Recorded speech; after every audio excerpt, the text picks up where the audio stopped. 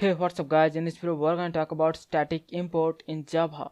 Java has the feature called static import by which we can import packages statically and then we don't need the class name to access the static members of that class. And the syntax of static import is first we have the import keyword, then the static followed by the package name like java.lang.system.star. With that statement we are importing the static members of the system class, and then we don't have to use the class name to access the static members. Like an example, we can call the print method and we don't have to use system.out.println. We can directly write out.println and we can access the static method. Similarly, we can static import the math class of the lang package, and by static importing the math class we can be able to access the different methods of math class like square root,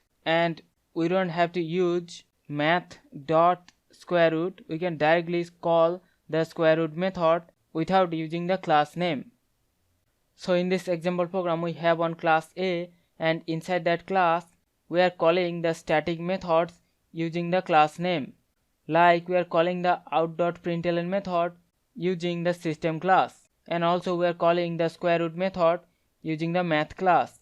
Now we can statically import those classes, and that way we don't have to use system.out or math.squareroot to call those methods. So I'm gonna write import static, then the package name java.lang.system.star, and this way we are importing the system class statically into this program. And now we're gonna statically import the math class, so we're gonna write import static java.lang.math.star, and this way we are statically importing the math class into this program. And now we don't have to use the class name to call the static members.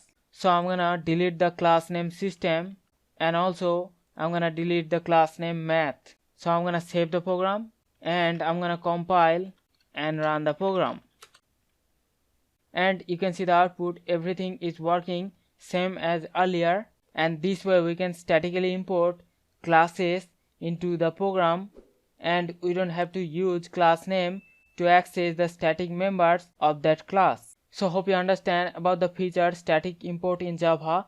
We'll see you in the next one. Thank you.